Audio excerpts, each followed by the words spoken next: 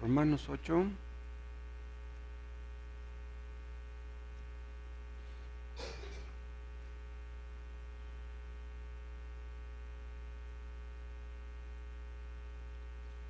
Empezamos otra vez ahí mismo en el 28 y acabamos en el 30.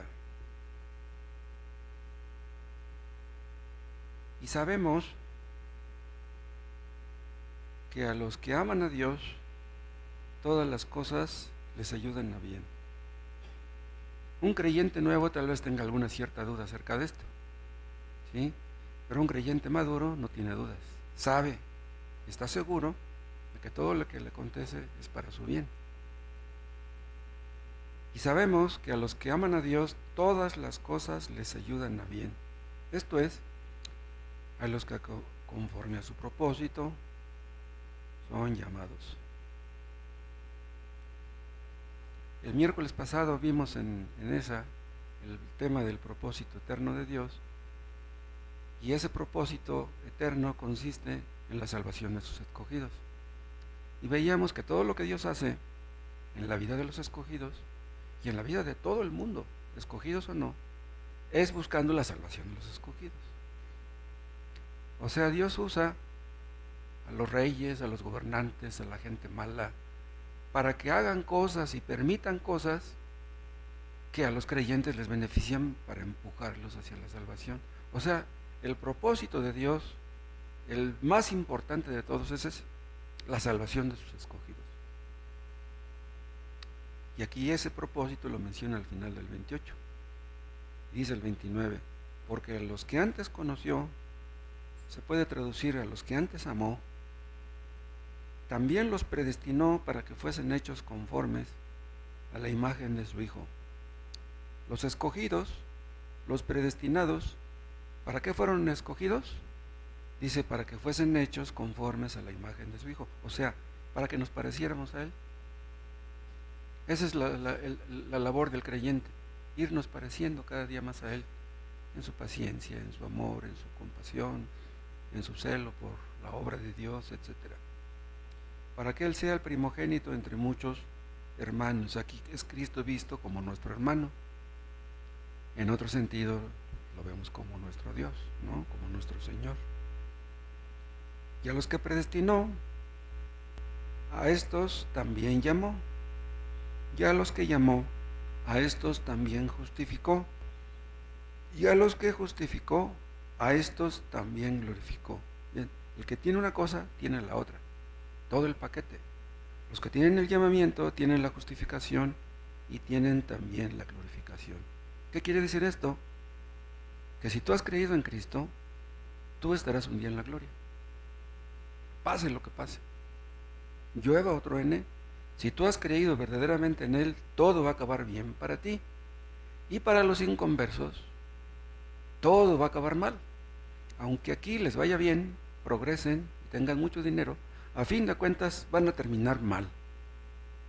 Hay hombres inconversos que viven en pecado toda su vida, en vicios, en maldades, en adulterios.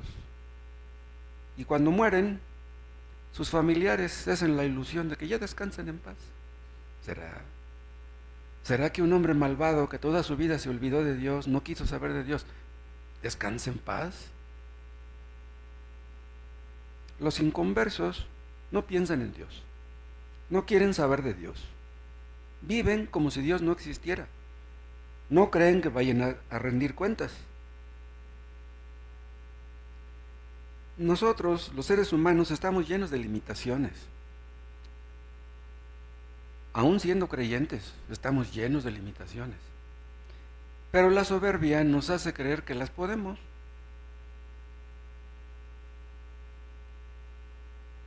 Pero si nosotros, los creyentes, a veces cometemos ese error de creer que las podemos, imagínense los inconversos.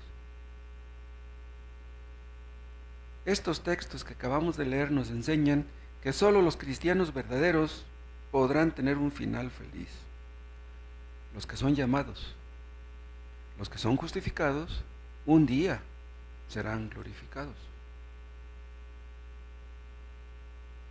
Todo lo que acontece en la vida de los creyentes contribuye a eso.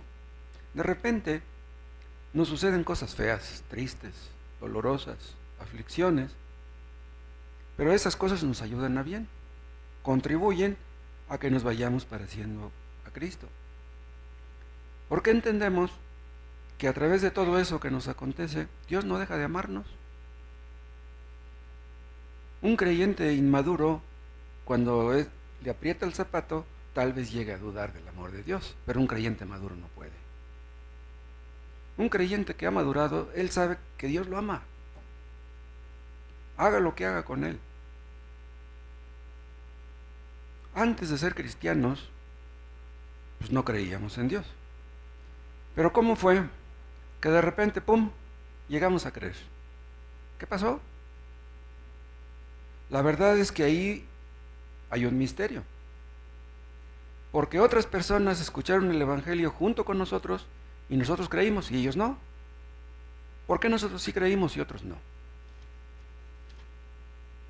¿Acaso es que somos más listos que los otros que sí, que no creen?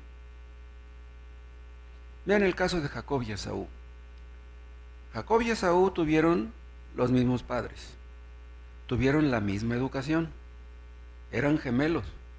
Uno fue salvo y el otro no. ¿Por qué? Hay familias donde uno es salvo y otro no. Matrimonios donde uno es salvo y el otro no. ¿Por qué? Hay cosas, la verdad, que no alcanzamos a comprender. En el versículo 29 que acabamos de leer dice que Dios predestinó a los que antes conoció. Y en el versículo 30 dice que los que son predestinados son llamados y son justificados y serán por fin glorificados. Entonces, ¿qué pasa? Que primero los llama. Pero acuérdense ustedes que Dios llama a todos al arrepentimiento. Hay un llamamiento general que se hace a todos, pero hay un llamamiento especial que es eficaz solamente en el caso de los escogidos. Muchos son llamados, pocos escogidos. Los predestinados para salvación son pocos. La mayoría de los textos que hablan del llamamiento se refieren al llamamiento eficaz. Hay pocos que se refieren al llamamiento general. ¿Se acuerdan que el Evangelio consiste en decirle a la gente, arrepentíos y creed al Evangelio? Este llamamiento se hace a todos. Todo mundo tiene la obligación de arrepentirse y de creer. Todos debemos arrepentirnos y creer porque todos hemos pecado. Todos debemos arrepentirnos y creer en Cristo, pero no todos vemos la necesidad de. ¿Por qué no? Está claro que ninguno puede venir a Cristo, así como lo dijo él, a menos que Dios lo lleve, a menos que Dios intervenga. Una persona no será salva si Dios no lo salva, si Dios no interviene. El llamamiento general es un llamamiento externo, es un llamamiento que da vueltas ahí en el oído, pero no penetra. Muchos oyen la predicación del Evangelio, pero para ellos es palabrería, vanas palabras, palabras y ruido nada más. Llegan, escuchan la predicación y se salen y se les olvida lo que escucharon. Porque hay personas que si se les pregunta de qué trató la predicación, unas horas después de que la oyeron y no se acuerdan. ¿Por qué? Bueno, en personas así como de mi rodada, pues es la mala memoria, a lo mejor ya tengo algo de Alzheimer, ¿no? No sé. Pero un joven que tiene apenas 2 horas que escuchó la predicación, ¿cómo es que no se acuerda? ¿Saben ustedes por qué no se acuerdan? Porque no les importó lo que escucharon. A una persona que le importa lo que está escuchando, está atento y dice, esto me sirve, esto me interesa, esto lo voy a usar. Hay unos coreanos allá en el sur de la Ciudad de México que les dicen los casamenteros. Van un montón de jóvenes a sus cultos. Pero es que ellos tienen la idea de que Dios los llamó a casar a los jóvenes y pues por eso van los jóvenes. No más van a buscar esposa, van a buscar marido. Si el pastor habla acerca del noviazgo y acerca de cómo conseguir un marido cristiano, ¿ustedes creen que a los jóvenes se les va a olvidar el tema? No, hombre, toda la semana van a estar pensando en él. Pero si un codicioso escucha la predicación y en la predicación se condena la codicia, después le preguntan, oye, ¿de qué trató la predicación? Oye, pues ni me acuerdo. El llamamiento especial es un llamamiento interno. Es un llamamiento que penetra. Penetra porque Dios hace que penetre. Es el Espíritu Santo metiendo hasta lo más profundo el texto. Agustín habló mucho acerca de este tema del llamamiento interno, llamamiento especial. Dicen algunos que si Dios obra en unos y no en otros, si Dios escoge a unos y no a otros, entonces Dios es injusto. Pero sí, lo es. Dios quiere que hablemos del Evangelio a todos, que les digamos a todos que deben arrepentirse. Pero nosotros no podemos convencer a una persona de que lo haga, no podemos convencer a una persona de que se arrepienta de sus pecados, no podemos convencerla de que se sienta pecador. Una persona puede entender en su mente que es pecador, pero una cosa es que lo entienda en su mente y otra cosa es que lo entienda profundamente. Pablo fue a predicar a Éfeso y llegó al río y ahí estaban Lidia y sus amigas y se sentaron a escuchar al apóstol Pablo. Y dice el texto, acuérdense, que el Señor abrió el corazón de Lidia para que estuviera atenta a lo que Pablo decía. Si abrió el corazón de Lidia, pudo haber abierto el corazón de las otras mujeres. ¿Por qué nada más abrió el corazón de Lidia? Porque Lidia era escogida y las otras no. Pues así de sencillo.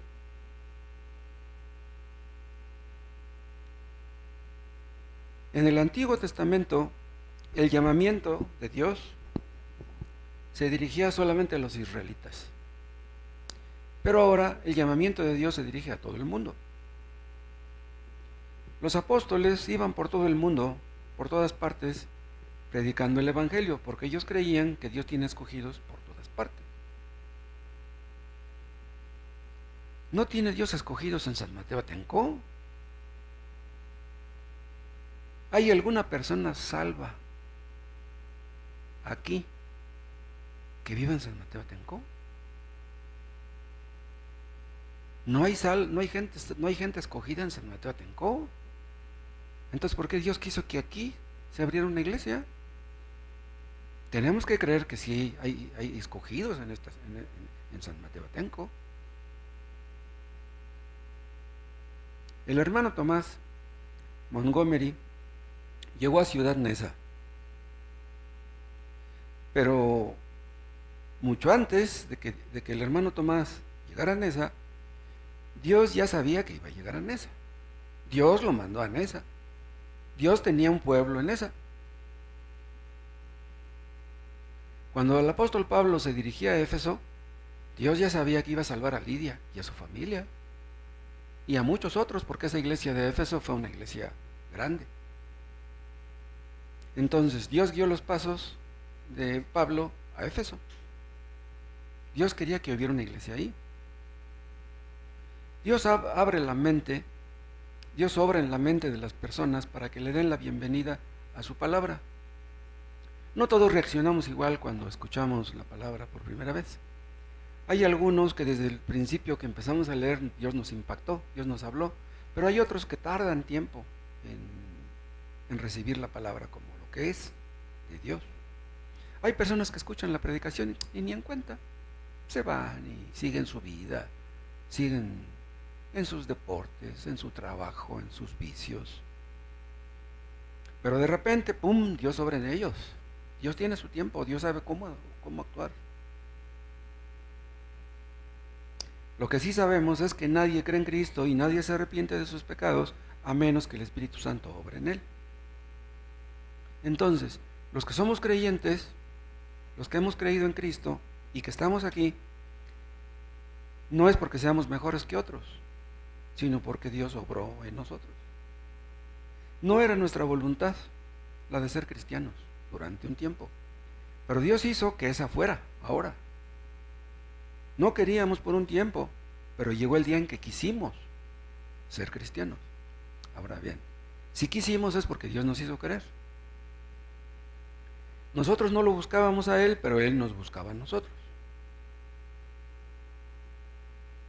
La fe que tenemos ahora proviene de ese propósito eterno del que yo hablé el miércoles. Dios nos dio la fe y por eso es que la tenemos. La fe es un don de Dios. La fe no se la da Dios a todos, solamente a los escogidos. Cuando Dios le da la fe a una persona, es lo mismo que decir que Dios le da la salvación a esa persona. Vean ustedes el caso de Agustín. Agustín de Hipona andaba detrás del alcohol, le gustaba tomar, andaba detrás de las mujeres. Él no buscaba a Dios. Pero cuando Agustín era niño, su mamá le enseñó a leer la Biblia, le inculcó las cosas de Dios. Pero cuando llegó a la juventud se olvidó de Dios. Pero Agustín era un escogido. Entonces llegó el momento en que Dios le habló y le dijo, toma y lee. O sea, le hizo ver la necesidad de leer la Biblia. Agarró la Biblia y él fue salvo. Su madre estaba orando por él y pues ahí se ve también la mano de Dios. Cuando tomó las escrituras, Dios le habló. No le habló cuando era niño, le habló cuando era joven. Los escogidos agarran la Biblia y se ponen a leer y de repente las letras como que cobran vida. Entendemos que Dios nos habla. Es como si escucháramos la voz de Dios hablándonos de nosotros. Agustín dejó sus vicios y sus maldades de un día para otro. Y todos los creyentes experimentan algo parecido. Un creyente verdadero rompe con el pecado definitivamente. No va rompiendo un poco hoy, otro poco mañana, no. El creyente rompe con el pecado, ¡pum!, definitivamente. Un pecado no puede dominar a un creyente. Todos podemos pecar, pero ningún pecado domina a un creyente. Si un solo pecado te domina, tú no has nacido de nuevo. Algunos de nosotros nos burlábamos de Dios. ¿Qué es lo que nos importaba? Pues el dinero, la familia, el trabajo, los hijos. Pero Dios estaba obrando en nuestras vidas y no nos dábamos cuenta. Y yo les comentaba el miércoles que yo miro hacia atrás y veo la mano de Dios en mi vida. Como Dios me trajo de mi tierra acá a México, y luego me hablaron del Evangelio en México, y luego cómo conocí a Alcohólicos Anónimos, y luego cómo conocí la iglesia Pentecostés, etc. O sea, Dios me andaba buscando a mí, yo no lo andaba buscando a Él. Antes de que yo fuera convertido, Dios me libró de la muerte, de muchas maneras. Yo pude haber muerto cuando era joven, andaba yo con malos amigos, en pleitos, pero pues Dios quería salvarme y Dios me libró de la muerte cuando yo era joven. No sé si les conté que la primera Biblia que tuve me la regaló un amigo que era borracho y que había sido testigo de Jehová. Esa Biblia a él no le sirvió, me la regaló a mí y yo empecé a leer y me espanté. A mí me habló Dios a través de la Biblia y a él no. Yo fui a su entierro, estaban puros alcohólicos ahí en su entierro, en su funeral. ¿Cómo ven? Yo pude haber muerto cuando era joven, pero Dios no quería que me muriera. ¿Por qué? Pues porque Dios quería salvarme. El otro día nos contaba la hermana Alicia que en la iglesia del hermano Sugel, allá en Santo Domingo, en República Dominicana, se bautizó una mujer, no recuerdo de cuántos, creo 87, algo así, 90, por ahí así. Y digo, ¿cómo? Una mujer que vivió en pecado 90 años casi, y es salva hasta ya cerca de su muerte. ¡Qué tremendo! Pudo haber muerto cuando era joven, pero Dios no quiso que muriera. Dios la tenía en su mente. Entonces, cuando los creyentes éramos inconversos, Dios nos cuidaba. nos protegía, nos libraba de males, de enfermedades, de accidentes, porque Dios quería salvarnos. Dios guiaba cada paso de nuestras vidas, pero no lo entendíamos, pero ahora sí lo entendemos. En el llamamiento eficaz Dios hace que entendamos lo que nunca antes entendimos, que veamos lo que antes nunca vimos. El Espíritu Santo hace que el llamamiento sea eficaz, eficiente, poderoso. En cambio, los que no son escogidos oyen el llamado de Dios a arrepentirse, leen la Biblia, saben que tienen que arrepentirse, pero no lo hacen. Todo lo que leen y todo lo que escuchan no les aprovecha. Al contrario, aumenta su condenación. El día del juicio Dios les va a decir, tenías la Biblia, la leías, escuchabas a predicadores, ¿y de qué te sirvió? Wow. Hay personas que vienen al culto, escuchan la predicación y no se pueden concentrar. Están pensando en su trabajo, en sus deudas, en la cuenta del banco, en sus problemas, en sus hijos, en que se tienen que levantar temprano, pero no pueden concentrarse, no pueden pensar en Dios. No se dan cuenta de la importancia de lo que están escuchando. Dios les habla y como si no les hablara. En cambio, los predestinados, los escogidos, oyen la predicación y entienden que Dios les habla a ellos precisamente. Los escogidos entienden que Dios es más importante que todo y que todos. Dios es más importante que el dinero, que la carrera, que la familia. Dios es más importante que todo. Hay una parte ahí en Efesios donde Dios dice que los creyentes antes de serlo estábamos muertos en nuestros delitos y pecados, muertos en sentido espiritual. Éramos insensibles a las realidades espirituales. Las cosas de Dios no nos importaban. ¿Qué es lo que nos importaba? Lo de abajo, no lo de arriba. A los inconversos no les importa lo más importante. Si Cristo no hubiera venido a este mundo, ¿saben cómo estaría este mundo? Si Cristo no hubiera venido al mundo, este mundo estaría lleno de cadáveres espirituales. Como el infierno estaría este mundo. Hay inconversos que les atrae lo sobrenatural. Y van con los adivinos, van con los brujos, consultan con la ouija y con el tarot y que van a que les lean la mano. Pero la verdad no les importa, les hablamos de Cristo y de eso no quieren saber. Si antes las cosas espirituales no nos importaban, ¿cómo es que ahora pensamos en Dios a toda hora? Yo voy caminando y voy pensando en mis hermanos, voy orando por ellos, voy en el metro y voy orando y voy pensando en Dios, voy orando por mis hijos. A toda hora estoy orando y pensando en Dios. No cabe duda que Dios hace eso. Dios nos habló a cada uno de los que hemos creído y oímos su voz, caímos de rodillas. Dios no está mudo, Dios tiene muchas formas de hacerse entender y de comunicarse. El problema es que el mundo está lleno de sordos espirituales. Hay muchos que empiezan a leer la Biblia y no les gusta. No, pues que Dios mandó que mataran a los cananeos y a los gergeseos y a los jebuseos. ¿Cómo es posible que Dios manda a matar a la gente? Cierran la Biblia y la botan.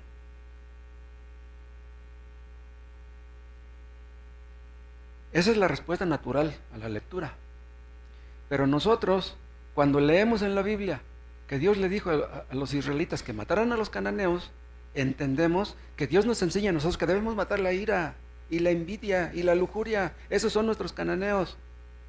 O sea, entendemos lo que debemos entender, pero los inconversos dicen, los cananeos, ¿a mí qué me importan los cananeos? Ellos no entienden. Si ustedes leen la Biblia y buscan la voluntad de Dios, la encuentran. Si ustedes leen la Biblia y buscan a Dios, lo encuentran. La Biblia nos habla a los que disponemos el corazón para oír su voz.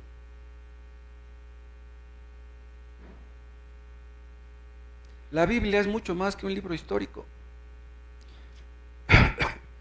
Un creyente con poca cultura puede entender más que un catedrático ateo. que un catedrático de la UNAM que es ateo. Leemos en la Biblia acerca del pecado que cometió David, del pecado que cometió Pedro, del pecado que cometió Noé. Inmediatamente nos identificamos con ellos y decimos, si David cayó, si Pedro cayó, si Noé cayó, yo puedo caer. Entonces, los relatos históricos no son nada más históricos, nos atañen, nos importan. Vemos el pecado de los patriarcas y así aprendemos a ver el nuestro. En la Biblia todo es personal. Dios hace que lo que leemos sea personal. Si ustedes leen un periódico, nada de lo que ustedes leen ahí es personal. Pero en la Biblia todo es personal.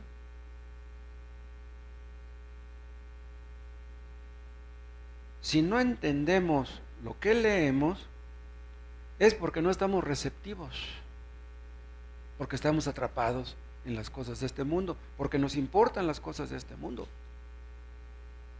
Si viene un codicioso a escuchar la predicación y habláramos de cómo un hombre puede hacerse rico, va para la oreja y dice, yo quiero saber cómo.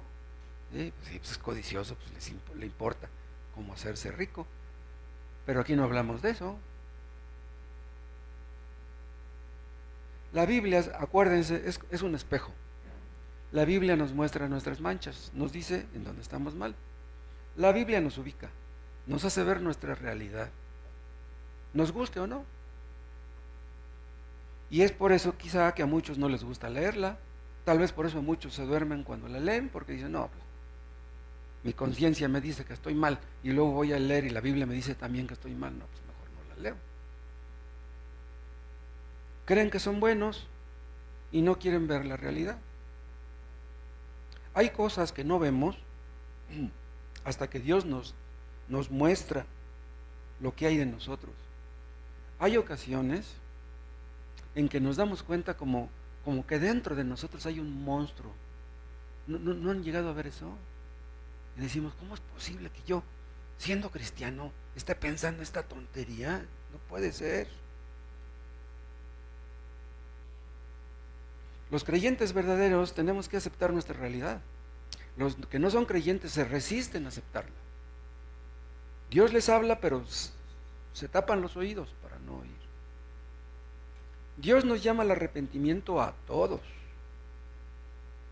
A los inconversos los llama al arrepentimiento y también a los creyentes, porque todos andamos mal de una manera o de otra. Dios no quiere que acabemos mal, pero nos gusta dorarnos la píldora. Nos gusta creer que estamos bien. Pero la verdad, hermanos, es que ignoramos mucho acerca de nosotros mismos. Dios nos conoce bien, nosotros no. Pero vean, Dios nos dice que estamos mal, pero no nos obliga a obedecerle. Dios no nos lleva al cielo por la fuerza. Pero cuando Dios nos llama eficazmente, cambia poderosamente nuestra voluntad, para que nuestra voluntad sea como la de Él. Él quiere que seamos como Cristo y el creyente quiere ser como Cristo. Sabemos que nunca seremos como Él, pero eso es lo que anhelamos. No lo queríamos antes, pero ahora lo queremos. A los que somos salvos, Dios nos hizo querer la salvación. Si ustedes no quieren ser salvos, no lo serán. Dios no los obliga. Dios no obliga a nadie. Si tú entre semana no quieres leer la Biblia, la traes nomás aquí de adorno los domingos, entre semana no quieres leerla, ¿quieres ir al cielo? ¿Estás esperando que Dios ponga en ti el deseo de leer la Biblia? ¿Quieres escuchar una voz que te diga, ponte a leer? Dios no te va a hablar. ¿Saben qué es lo que hace Dios con los creyentes? Nos enamora. Dios nos hace ver que Él es lo mejor y nos lleva al punto de enamorarnos de Cristo. Queremos más de Cristo, estar cerca de Él.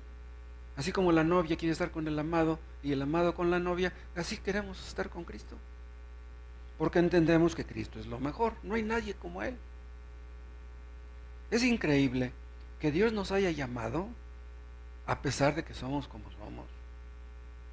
Pero vean, Dios nos amó desde antes que naciéramos. Ustedes pueden entender eso, es increíble. Hay novios que se casan y un poco después de que se casan ya se quieren divorciar. ¿Por qué? Porque ven defectos en el otro que no veían cuando eran novios. O sea, en el noviazgo guardaban las armas, ya después de casados ya las muestran. Ya que están juntos viviendo, entonces ya ven todos los defectos que tiene el otro. Ay, es que tú no eras así, eras bien amable, bien caballeroso, y ahora que ya estoy contigo, mira cómo eres. Pero ven, Dios nos escogió a pesar de que Él ya sabía cómo éramos. ¿Cómo es que Dios nos escogió a pesar de que somos como somos? Yo no puedo entender eso. Es bien fácil, díganme si no, ver los errores ajenos, no los nuestros. A nosotros no nos gustan las personas chismosas, metiches, groseras, mal habladas, rencorosas. No nos gustan. Pero bien, podemos ver defectos en otros y otros ven los nuestros.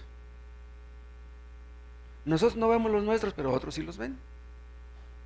Pues a pesar de que otros ven nuestros defectos y a pesar de que Dios veía los nuestros, aún así nos escogió para que fuéramos salvos. Porque a los que llamó, los justificó, los declaró justos. Nos ve como justos, como si nunca hubiéramos pecado. Somos justificados por la fe en Cristo, no somos justificados por nuestras obras. Al ser justificados con Cristo es que Dios nos da la justicia de Cristo, que es perfecta. La nuestra es muy imperfecta. Somos declarados justos por lo que Él hizo.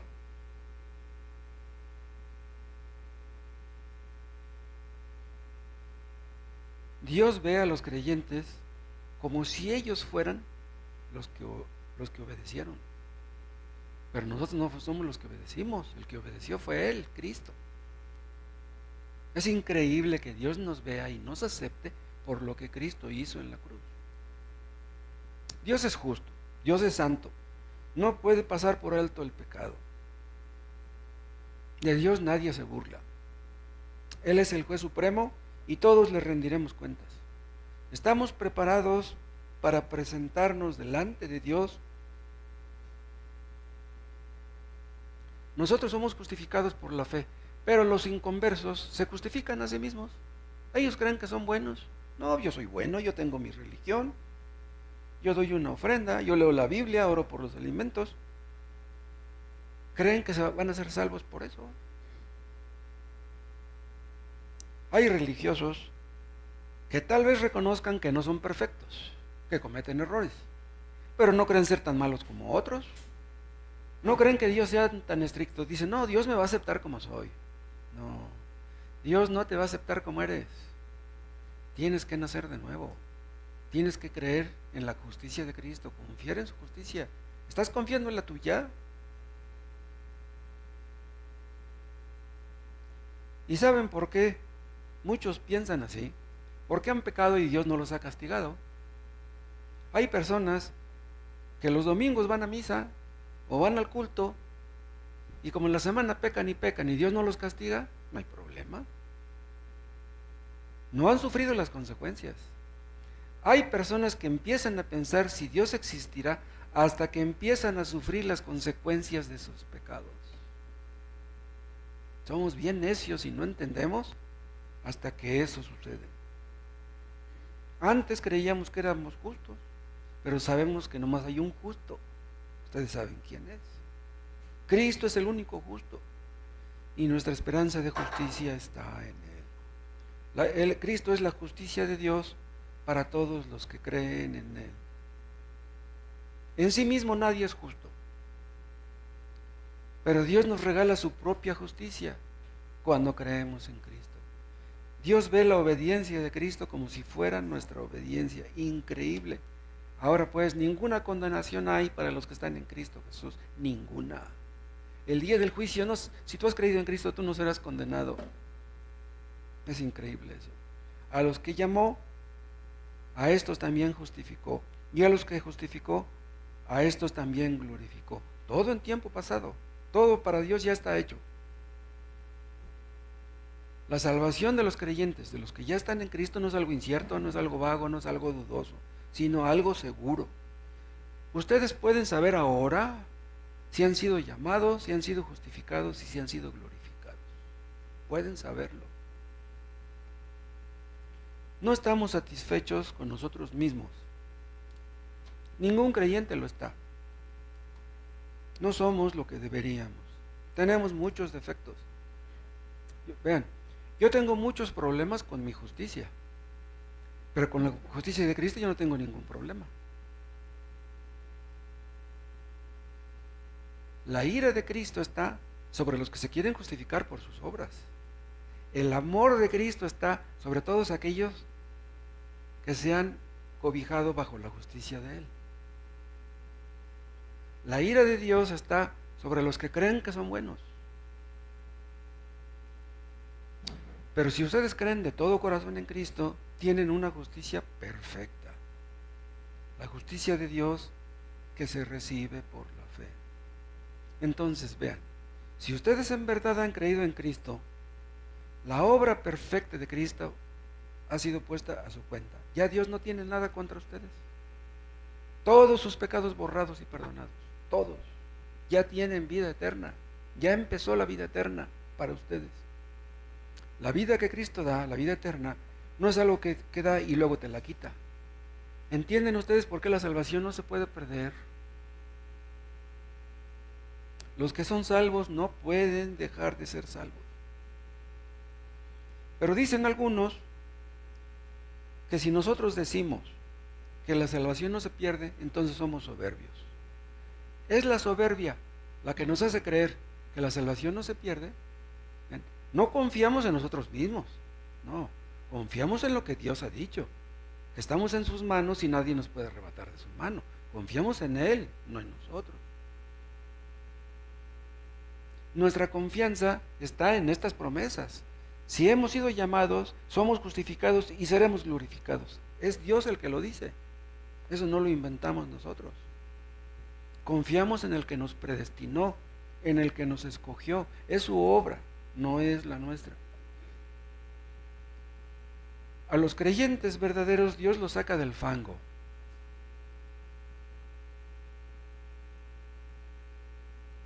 Si tú estás en el fango, si tú andas en el pecado, pues entonces es que no eres salvo. Dios ha prometido sostenernos para que no caigamos definitivamente. Un creyente puede caer en pecado. En cualquier pecado pudiera caer un creyente. Pero Dios nos sostendrá para que no caigamos definitivamente.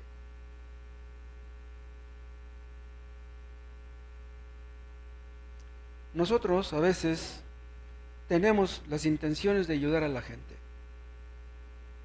Quisiéramos ayudar a la gente que nos rodea, pero a veces no podemos. Pero cuando Dios decide salvar a uno, lo salva. Los propósitos de Dios de ayudar a los que quiere salvarlo es firme. No puede fallar. Vean, noten ustedes que hay ahí tres cosas: llamamiento, justificación y glorificación. Pero ¿por qué no está la santificación ahí? La santificación debería estar aquí.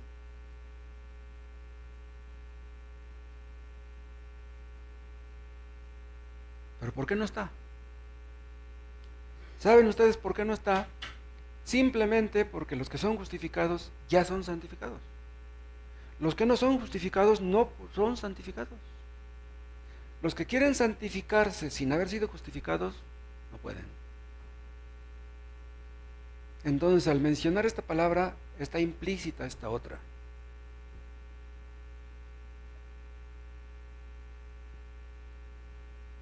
Hay un versículo, ¿se acuerdan ustedes? Que dice: sin santidad nadie verá al Señor. También podríamos decirlo: sin santificación nadie verá al Señor. Y también podemos decir: sin justificación nadie verá al Señor. O sea, todo el paquete ahí está incluido. Hay algunos que enseñan que la santificación es nada más para supercreyentes, para supersantos. Para los creyentes más avanzados eso es falso. Esas personas creen que una persona es salva siendo justificada, aunque no sea santificada. Eso es falso. Todos los que son justificados tienen que ser santificados. Y si tú crees que eres santificado Y ya tienes años leyendo la Biblia y todavía sigues en tus vicios, todavía sigues con tus malas palabras, sigues con tus egoísmos, tus rencores, tus pleitos, tus malas palabras, pues tú estás engañado. Si no hay santificación, no hay justificación. Esas personas que les digo dicen que hay creyentes carnales y hay creyentes espirituales. Los carnales, dicen, son los que todavía pecan, los que creen en Cristo pero todavía pecan, viven en pecado. Los espirituales son los que ya no pecan, pero no entienden. Según la Biblia, todos los creyentes son santos. Las epístolas del apóstol Pablo fueron dirigidas a santos. ¿Qué quiere decir la palabra santos? Apartados del pecado. Si tú no te apartas del pecado, entonces tú no eres de estos. Somos santos en Cristo Jesús, no en nosotros mismos. Entonces, tienes a Cristo, estás en Cristo, tienes la justificación, tienes la santificación, tienes la glorificación, todo el paquete. A algunos les enseñan que deben aceptar a Cristo. Dice, tú acepta a Cristo, y si aceptas a Cristo ya eres salvo. Y no debes de dudar que ya eres salvo. Eso es antibíblico, eso es falso. Porque los que son salvos se apartan del pecado y perseveran hasta el final. Van a venir luchas, van a venir pruebas, problemas, crisis, aflicciones, enfermedades, pero Dios les ayudará a perseverar. Pero si tú no quieres dejar el pecado, si no te apartas del pecado, si no te alejas, entonces no digas que eres perdonado y justificado. Pero vean, hay personas que parece que son salvas. Hablan como si fueran salvas. Se aprenden textos. Les gusta ir al culto. Pero una persona es salva porque aprende textos, porque lee la Biblia, porque va al culto. Por eso una persona es salva. Acuérdense de la parábola del sembrador. Dice Mateo, dice el evangelista, que hay algunos que reciben la palabra con gozo. Les gusta leer la Biblia, les gusta escuchar la predicación, pero que cuando viene la aflicción, se apartan. ¿Por qué se apartan? ¿Por qué primero les gustaba leer la Biblia y asistir a los cultos y luego se apartan? ¿Saben por qué? Porque el cristianismo no es como ellos pensaban. Ellos decían, no, Dios tiene que darme lo que le pido. Pues necesito dinero, pues Dios tiene que dármelo. Pero si Dios, en lugar de darme lo que yo le pido, me da problemas, tengo necesidades, no, yo con ese Dios no quiero saber nada. Entonces quieren un Dios que les dé. No quieren un Dios que les diga que le obedezcan, no, ellos quisieran que Dios los obedeciera a ellos. Muchos se desaniman cuando vienen las burlas, los problemas, cuando pierden un trabajo. Y dice el evangelista que los afanes ahogan la semilla, que es el evangelio, y no lleva fruto.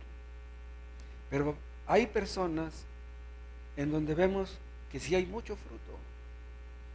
Pero ¿en dónde está la diferencia? Vean, la diferencia no está en la semilla, la diferencia está en el terreno. Los escogidos tal vez resbalen, los escogidos tal vez caigan, tal vez se desanimen en algún momento. Todos los creyentes llegamos a desanimarnos en algún momento, pero Dios nos sostiene, Dios nos fortalece para que no caigamos definitivamente. ¿Se acuerdan ustedes, hermanos, que en el Antiguo Testamento la presencia de Dios se manifestaba en el templo, en medio de una nube? ¿Se acuerdan? Ahí Dios les demostraba a los israelitas que Dios estaba con ellos. Nadie dudaba eso. Nadie dudaba de que Dios estuviera ahí presente. Pero vean, Dios sigue manifestando su poder ahora, ya no de la manera como antes. Pero cuando un pecador cae de rodillas y le pide perdón a Dios, ahí ha ocurrido un milagro. Ahí está la presencia de Dios. Como un hombre que no quería obedecer a Dios, de repente ya quiere obedecerle. Ha ocurrido un milagro.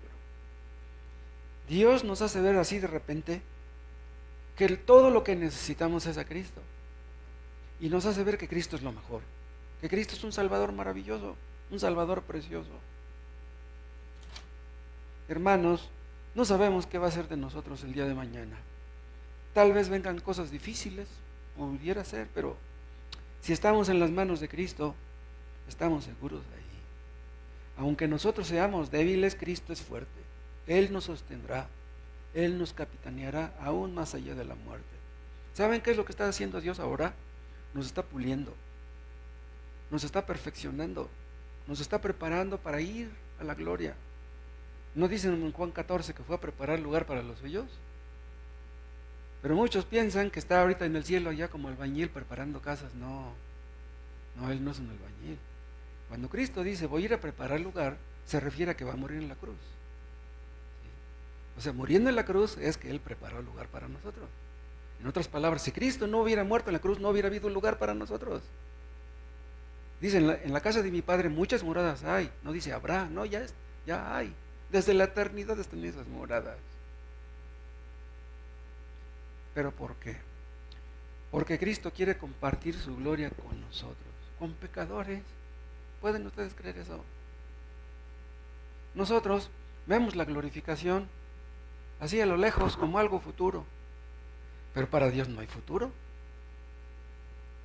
Estaremos con Cristo para siempre. ¿Por qué? Porque nos amó. No podemos entender el amor de Cristo. Nos amó con amor eterno, un amor que no pueden apagar los ríos, un amor que no se desanima, un amor que no se da por vencido. Así como Dios nos ama, hermanos, así debemos amar a nuestras mujeres. Una vez me dijo un hermano que tuvo una discusión con su esposa y que le dijo, es que tú no me amas, dice, tú no me demuestras que me ames. Y que le dijo él, sí te amo, lo que pasa es que tal vez no te amo como a ti te gustaría que te amara.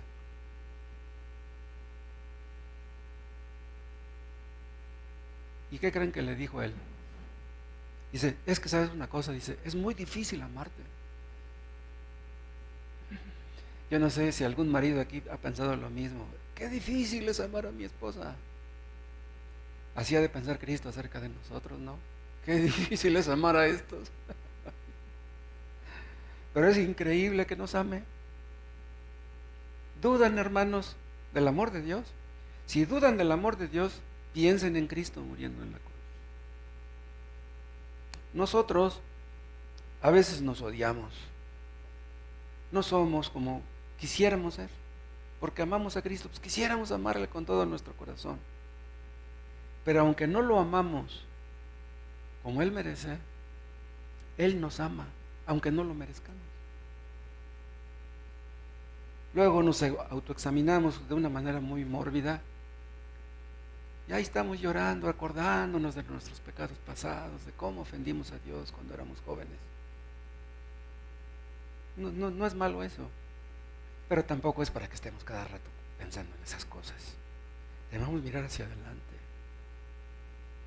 No estamos contentos con nosotros mismos, pero con Cristo sí estamos contentos, ¿o no?